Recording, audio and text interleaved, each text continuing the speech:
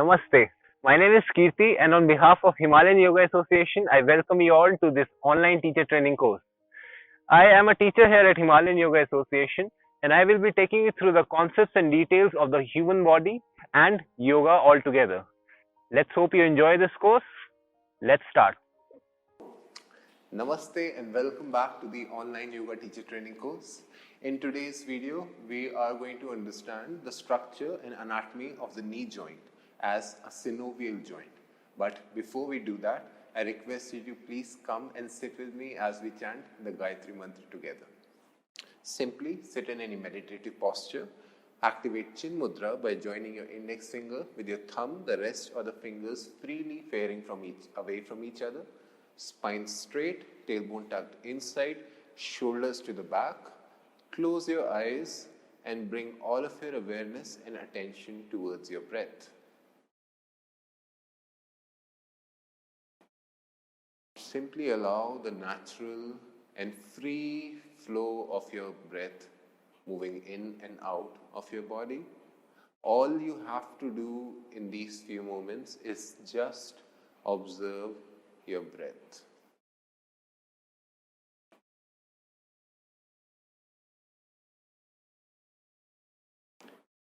If you have any thoughts popping in your head, allow them to move out of your mind by bringing your awareness back to your breath as soon as you realize that your attention is lost.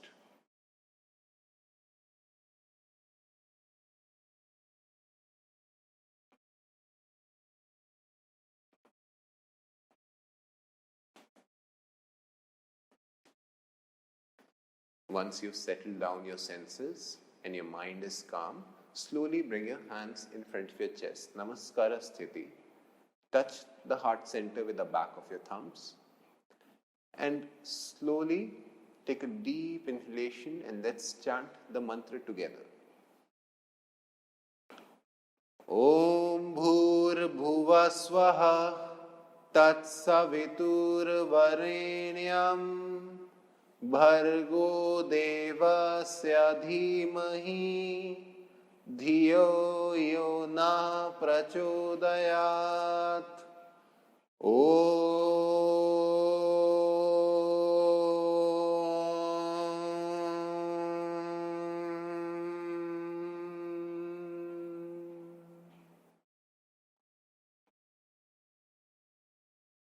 Observe the effect and the vibration of the mantra and gently start rubbing your palms. Let's create some energy between our hands. Cover your eyes with your palms. Now touch your face, massage your face and transfer this energy. Anywhere else you wish to transfer this energy to, please keep your eyes closed at this point. Do not expose your eyes to direct light straight away. Once again, fold your palms, bow down to your fingertips with a few tips. Open your eyes and welcome back.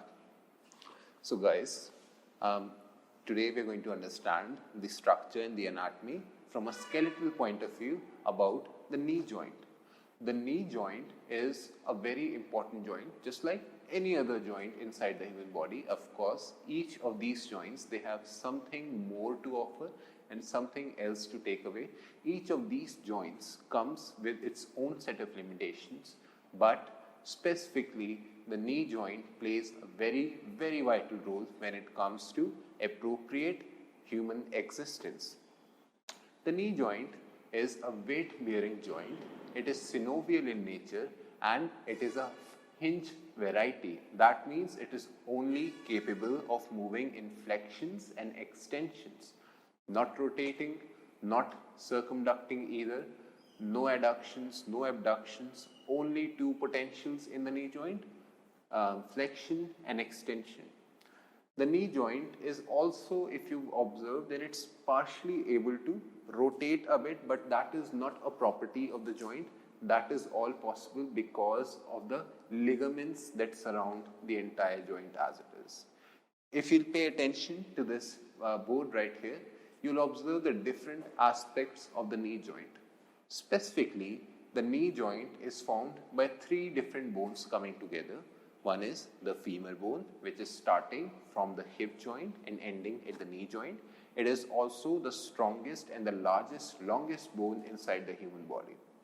The other bone which is a part of the knee joint is the tibia bone, which is running from the knee joint and ending at the ankle joint. The last bone which forms the entire knee joint is called as the patellar bone, also known as the kneecap. There is also one more bone which is running from the knees and ending at the ankle, right next to the tibia bone. It is called as the fibular bone, but it does not have any articulations. It does not offer any support, with maybe just a minute support, but does not offer any attachments to the knee joint as such. The fibular bone has a bigger role to play in case of the ankle anatomy, which I'm sure you must have seen in the video that we made about the ankle structure and anatomy. In case of the knee joint, there are two joints. One is called as the Patellofemoral Joint, and the other one is called as the Tibiofemoral Joint. Tibiofemoral, as the name is easy to understand, that is another one good reason for you all to remember the names of these different bones. If you're aware of the names of these bones, then these different names of the ligaments, the joints, and all of these tendons, one way or the other, they will immediately make sense to you and you would not have to mug them up. Tibiofemoral joint comes from the names of two bones, tibia bone and femur bone. Patellofemoral joint comes from the two names of these two bones, the patellar bone and the femur bone. The patellar bone is attached to the femur bone. It does not have any attachments to the tibia bone directly. Or in other words, we can say that the patellar bone has articulations or movements associated in the functioning of the femur bone, but it does not have any movements associated with the tibia bone as such. Don't get me wrong, the patellar bone has an attachment with the tibia bone with the help of the patellar tendon, but that is all there is, just so the knee remains stable. It does not offer any articulations in relation with the tibia bone. Now let's pay attention over here. From an anterior perspective, a knee joint is something which looks like the femur bone coming together with the tibia bone and the fibular bone. As well as there are two different ligaments on either side of the knees which offer stability. These two ligaments are known as medial collateral ligament and lateral collateral ligament. In other terms, it's called as MCL and LCL. I'm sure you must have heard of it. So this point of view, this knee joint as we have over here is of the right knee, which means that the fibular bone is on the outer edge of the right knee. And this joint is closer to the other knee, which means that the left side of this diagram is closer to directly opposite to the left knee or the inside of the left knee. So, which means that this ligament which is joining the femur bone to the tibia bone is called as the medial collateral ligament, simply because it's on the inside of the knee or close to the midline of the body. The other ligament, which right here, which is called the lateral collateral ligament, is called so because it's on the outer edge of the human body or away from the midline of the body. There are these two different ligaments, even though they are similar in nature, and they are placed directly one above the other with the sole purpose of stabilizing the knee joint from sliding in medial or lateral directions. Without these two ligaments, the knee joint, which allows us to only be able to flex and extend the knees, the legs as we are, it would be very, very unstable, and it will directly and indirectly give us accidents. Simple movements like jumping or running will dislocate either the femur or the tibia bone, or as such, just in case if there is a indirect relation, or if there is indirect relation का बोलने में मेरा याद ध्यान उधर तू इधर कर ले भाई मेरा ध्यान एकदम उधर नहीं चला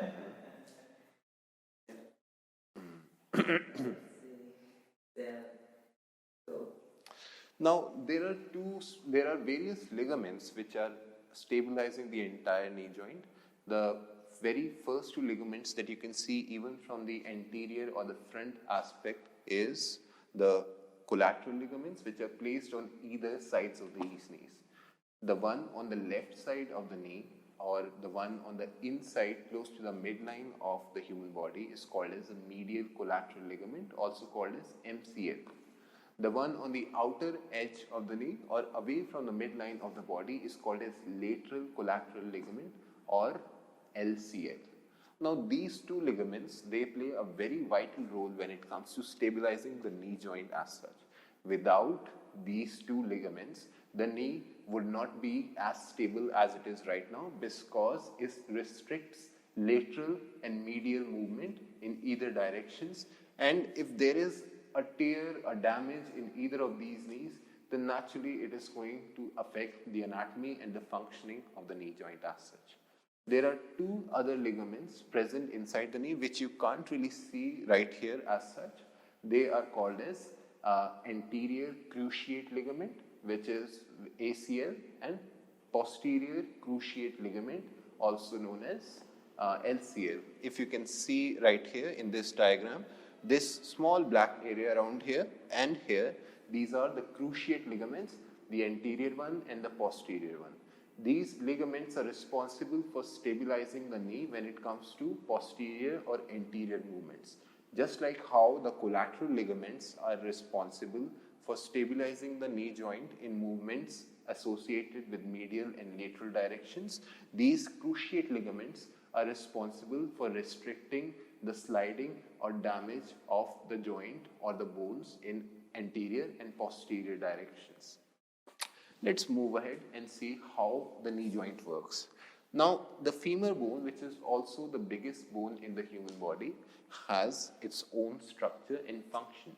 It's round shaped from the distal effect, and this area which you can see inside the body is mostly and all of it is made up of articular cartilage.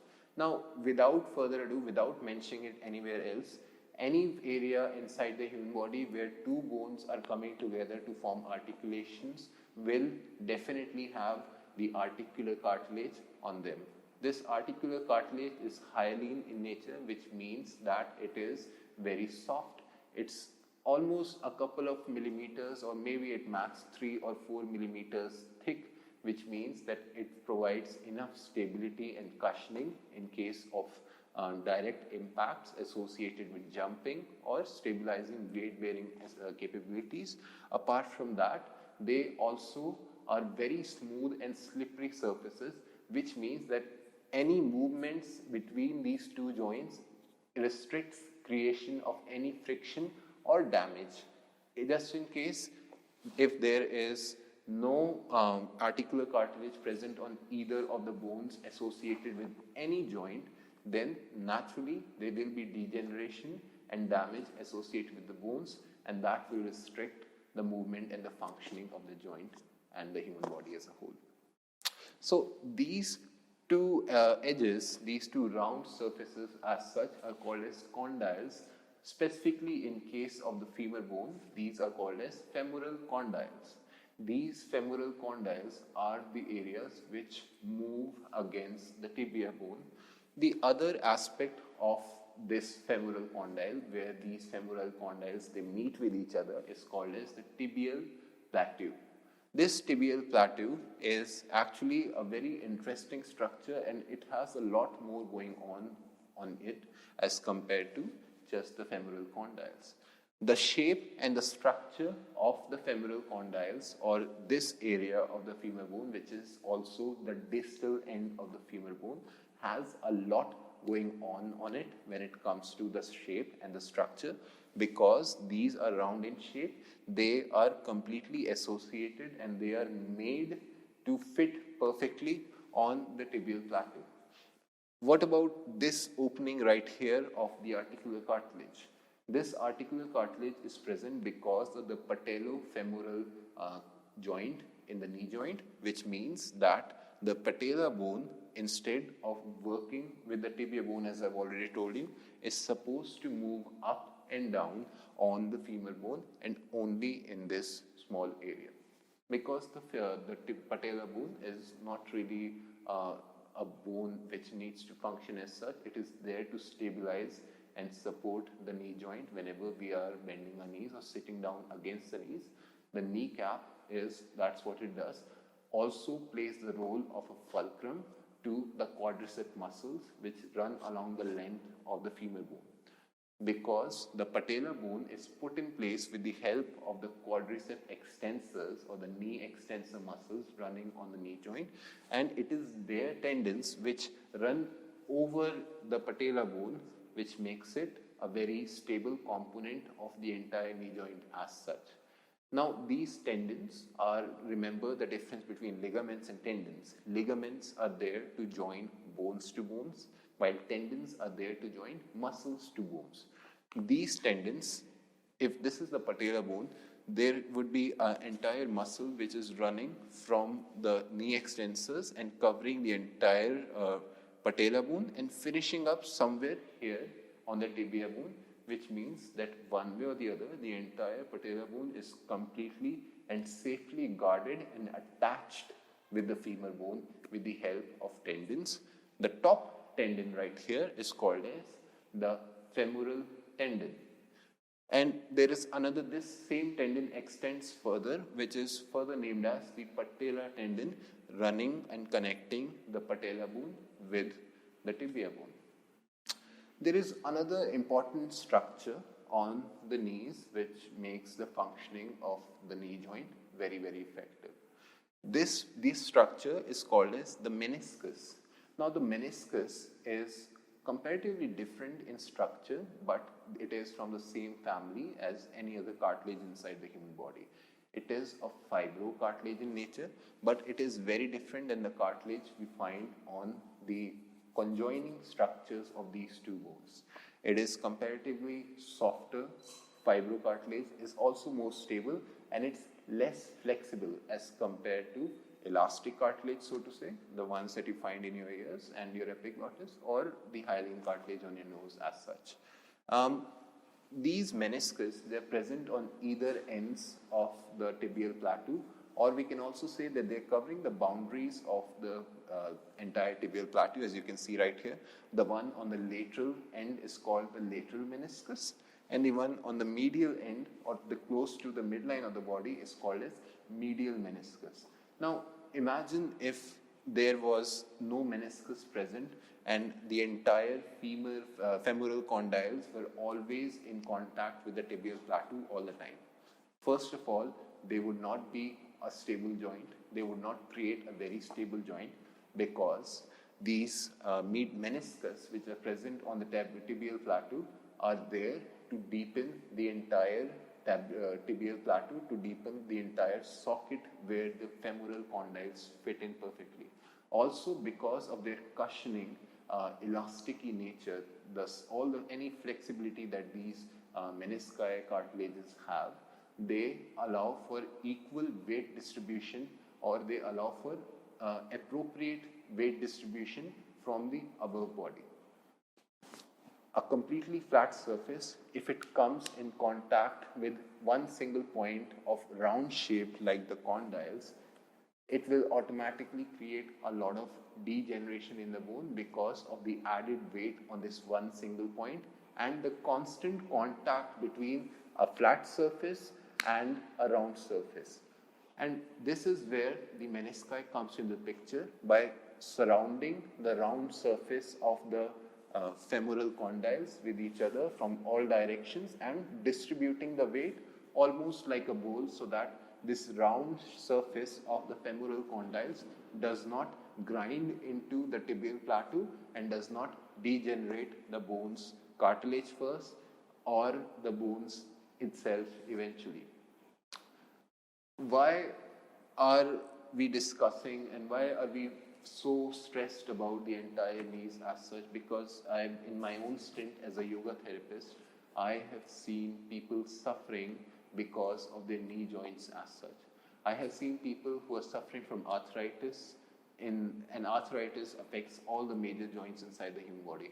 Just because they are not able to move their joints as freely as someone who's not having osteoarthritis can, they put up a lot of weight inside their body, and this addition of weight results in other problems like higher cholesterol, excessive fat, lost mobility inside the body, diabetes. One way or the other, one small problem can create a passage for other problems, and for that sole purpose, just by going by this particular example, maintenance of healthy knee joints is very, very vital. Now, like any other joint that we've discussed, let's talk about what in yoga can you do to maintain healthy knee joints. First of all, realize these collateral ligaments are very vital for the stability of the knee joint, and these are the joints which are challenged mostly when we are doing yoga poses. In case if you talk about the triangle pose wherein you're supposed to rotate the knee outside, one knee is rotating in the other knee, and it stretches these, and it is stretched and the knee is still stable because of these collateral ligaments present. Whenever you're doing challenging advanced poses like say the lotus pose, wherein you're supposed to twist the knee beyond its scope, in that case as well, the knee does not lose its surface, the knee does not damage the joint as such if you have healthy collateral ligaments. Anytime you're jumping, anytime you're doing any cardio activities, or you end up falling down and putting a lot of weight on the tibia bone or the lower legs, it is handled well because of the meniscus present on the tibial plateau. There is this knee joint, even though in principle it's the simplest hinge joint, but there is so much going on over here, which you can obviously see right here. Now, what can you do to maintain healthy knee joints? Always remember, like any other video I've told you about, what is the vital thing that you need to do to maintain healthy knees is simple activities. The simplest mobility activity is vital, because in today's time, people do not care about moving. People are very lazy. They do not even want to walk at all, which they have forgotten is very vital for their own health and their own joints. If these joints that do not move at all, then there would not be any lubrication, there would not be any movement. These joints will forget to what extent are they supposed to move, to what extent are they supposed to function. And similarly, whenever you're going to go for any physical exertion or any physical exercises, even in case of any yoga asana classes, then it is suggested that you go for 𝐂𝐞𝐫𝐿 Vyayam. Keep in mind, 𝐂𝐞𝐫 Vyayam is basically a set of exercises designed to target each and every joint inside the human body. Just like how we have shoulder rotations for the shoulder, how we have neck circumductions for the neck, just like how we have wrist circumductions for the wrist, we also have simple knee movements for the knees itself. Considering the knee is meant to be a hinge joint and not really meant to do any circumductions or rotations, simple flexions and extensions, something as simple as this, holding the knee from under the thigh and flexing and extending the knee joint, is more than enough. Depending on to what extent you can go and you can extend the knee, is more than enough to maintain a healthy joint as such. I hope you found today's video very informative. I will see you again next time with another part of the skeletal system. Hopefully, we will discuss the elbow anatomy and structure in the next video. Until then, thank you and namaste.